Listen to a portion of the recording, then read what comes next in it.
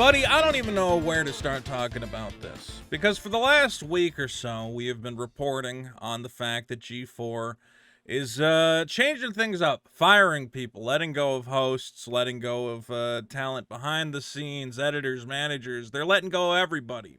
But there was always this feeling that, okay, well, we've seen this in corporations before. Cut the fat, get rid of some of the employees that aren't performing that well. And maybe it's possible that G4 is going to reshape itself into a new, exciting entity.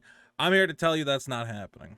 Now, I have my own exclusive sources. I'm not trying to brag, but I know some guys in the television industry. And one of them has come to me and said, G4 is done. It's done. This is it. It's not coming back in a new form. What they're going to do is they're going to slowly peter it out. The only thing that might remain is 5 guys in an office choosing which reruns of American Ninja Warrior to fill a time slot. Now, some of you may have already heard that Frosk has been fired. We're going to talk about that. But the bigger revelation, and what is just coming, and this is breaking news, you heard it here first, Adam Sessler is also out. Of all the major talent that was brought in to try and make G4 happen, I don't think any of them are going to be left after this big employee sweep, except for a couple names, and I have those names, and we'll get into it. Real quick, you want this kind of news, you want this kind of excitement, don't forget to subscribe to the channel, join the Vito Nation, and let's get into it. Now, X-Play host Frosk famously posted last week, there was a tweet where she said, "I survived." As all her fellow employees were getting laid off, she tweeted out, "I'm a survivor." Let me see if I can find that real quick. Here you go. Here was Frosk's tweet. "I survived. Let's play some games." Tweeting out the exact same day as her former colleagues are going, "I just lost my job. I don't know. I'm going to pay my bills. I'm going to lose my health insurance." What's funny about this is that I saw people who were even on Frosk's side saying, "Yeah, you go, girl. You tell them about sexism and gaming, whatever else." Even they were like, "Oh my God, this is such a horrible thing to post.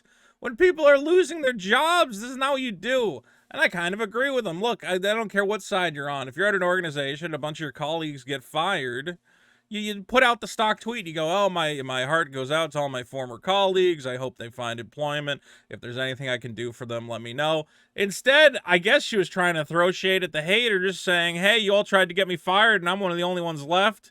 We got a gecko with sunglasses smoking a big old joint." It looked bad. It looked bad for Frosk. And at the time, I already had the advanced knowledge. Again, my source had told me Frosk's contract was not going to be renewed. So I had no idea why she was posting this. And then, of course, Frosk out at G4 a week after layoffs, along with Kevin Pereira, the longtime host of Attack of the Show.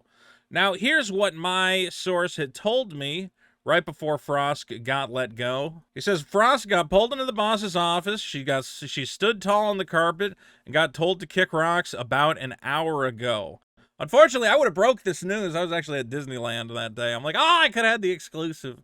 Regardless, no tears, no surprise, no remorse. The remaining staff resent her with a burning passion, so she tucked tail and fled the scene of the crime. That's something I've heard about G4, is that this stunt she pulled, and it's kind of pointless to get into it now. I mean, maybe back then we could have got a little deeper into it, but apparently she did not tell people that she was going to pull this stunt. She was supposed to talk about what she hated about Red Dead Online's multiplayer or whatever else, and at the very last minute, without telling any other hosts, she switched the script. She went to the teleprompter guy. She said, "Put this up on the teleprompter," and gave that big speech that created huge negative PR for the company. I'm being told it was so last minute, and I cannot confirm this. It sounds wild to me, but this is what my sources told me. Remember in that video when she's going on and on about sexism and we cut to Adam Sessler clapping? You know, everybody was making fun of him clapping like a seal. I'm told that was a pre-recorded clap that they just had on standby, that he was not actually even in studio or listening in, that they just took her rant and they needed to punch it up, so they added some intersplicing stock footage of Adam clapping, and even some of the people you hear on set yelling like, "You go, girl," and "You got him," even that was added in post to try and salvage that segment. to try and make it seem like something interesting, because apparently on set it was everyone was kind of shocked and quiet. It did not have this enthusiastic response. I can't confirm that, but that is what is being told to me from my source, and if that's true, that's absolutely wild. Now, this came, what was this, Tuesday? So he says she's not even going to be a part-time host. She will not be a content contributor. Frost is 100% out. Tomorrow's going to be an all-hands meeting. That would have been today or yesterday. Next up on Adam Sessler is the chopping block. Expect his content to toe the line for some time. Joe Marsh is not playing games. Every person at the G4 offices has publicly stated they are looking for other employment. It's suspected that Joe is going to try and incentivize company employee retention. I'm not good at names. I believe Joe's the executive who's taken over from the previous president. There's so many names involved in this.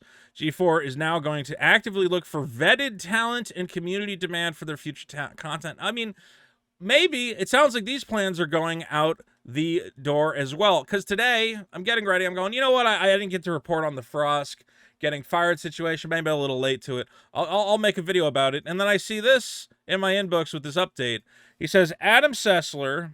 He says Adam, but here I believe he means Austin Show, who hosts that live thing, the one where Amaranth was in a ball pit. I forget what the name of that live show is. But Adam Sessler, Austin Show, and Kevin Pereira, again, host of Attack of the Show, all got canned from G4. Now, Kevin Pereira, I'm being told, or at least the word going around, is that this was planned ahead of time, that he always knew he was leaving.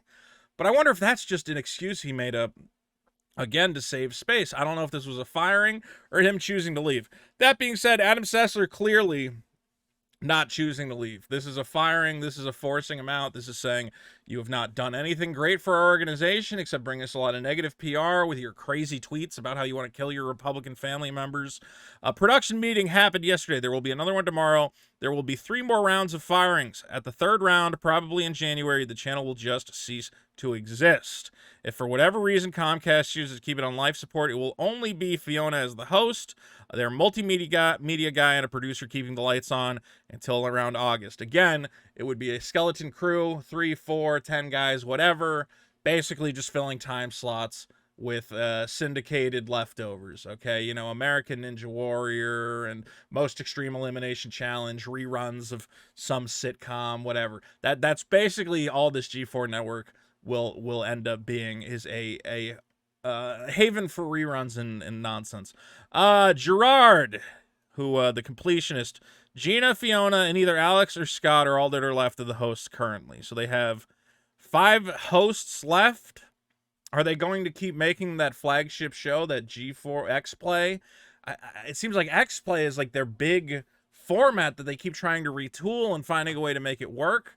So maybe they're going to keep pressing on that with Gerard as the main host. I think getting rid of Sessler is a big move. I think that guy never had any real chemistry with the rest of the hosts. He wasn't even there. He was in a remote studio. You kept cutting to a guy in his bedroom. I think that show might work if it's just Gerard and his buddies hanging out, but all the previous iterations of X-Play have had no chemistry. Again, Joe Marsh and his team are next on the list to be fired. After that, it goes under direct control of Tucker Roberts, Comcast CEO's son. Again, this was the guy who wanted to relaunch G4 in the first place, and I don't know how he came up with the plan of handing the reins over to a bunch of guys who had no idea what they were doing, and D-tier YouTubers, but that's what he did. But this first line of people to be fired is Adam Sessler, Austin Show, and Kevin Pereira. We know Kevin Pereira's already gone.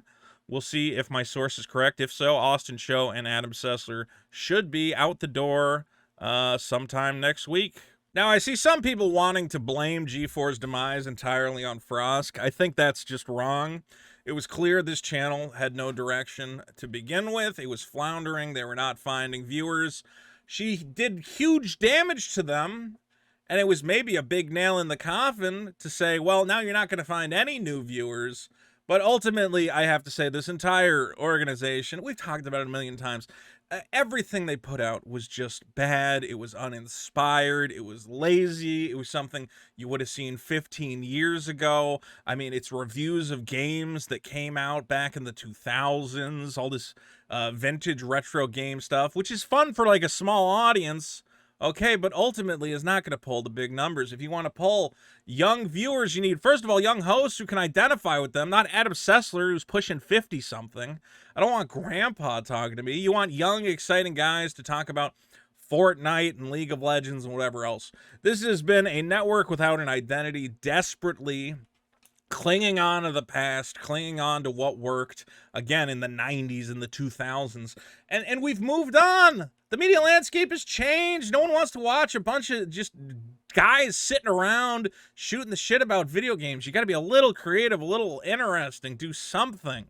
And ultimately, we just got Frosk being a very cringy performer and lecturing the audience, and Adam Sessler being kind of a disingenuous, like, hey, I'm just a cool guy.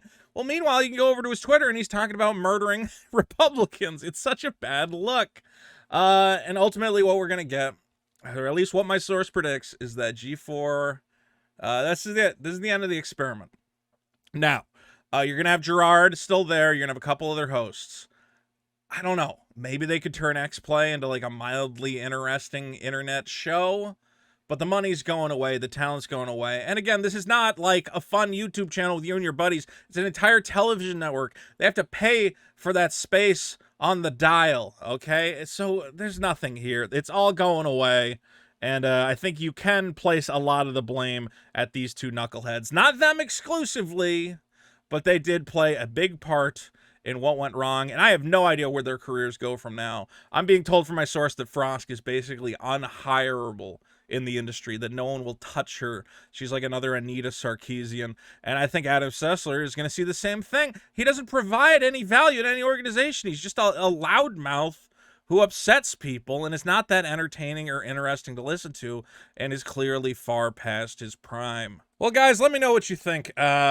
Was there ever any way to make G4 work, or was it doomed to begin with? I think it was always doomed. I just didn't expect them to fail as spectacularly as they did. This is incredible. And my hearts go out, of course, to all the employees who were not making these frontline decisions, were not in charge of choosing who to put in front of the camera or what they were going to say. Guys who just wanted to show up and do their job professionally, and unfortunately had their careers sabotaged by a bunch of glory hogs and theater kids. It's a tragic situation about what happens when you let the inmates run the asylum. And that's what G4 was. Well, guys, if you want more of this coverage, I'll see if I can get more details on what's going down. I mean, what else can I say? Every week it's going to be more firings, more people out the door. But if anything new comes of it, I'll let you know. Don't forget, subscribe to the channel. Hit that subscribe button down there. And don't forget to check out my comic book, Super Killer, over at superkiller.org. It's going to be an awesome comic book. We're going to kickstart that, hopefully in the next month or so. And here's a quick teaser for that.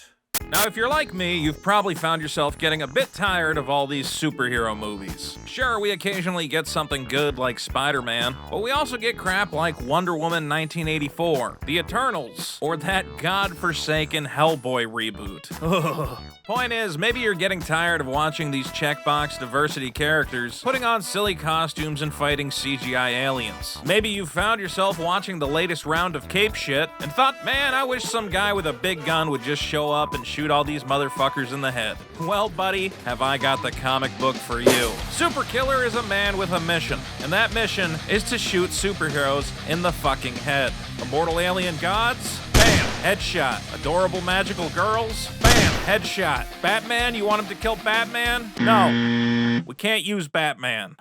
DC Comics owns Batman. But here's a guy who looks kind of like Batman. Bang! Right in the fucking head. Super Killer is a hilarious dark comedy written by one of the greatest comedic talents of the 21st century. Me. I wrote it. It also features incredible artwork by Keter LeBeau, the most beautiful man in Mexico. Point is, this is going to be the greatest comic book ever written, but we can't make it without your help. Check the link in the description and sign up for our mailing list. That way, when our crowdfunding campaign goes live, you'll be among the first in line to get yourself a copy of this glorious blood-soaked comic book masterpiece. Super Killer Book 1. Because for humanity to live, the Superman must die.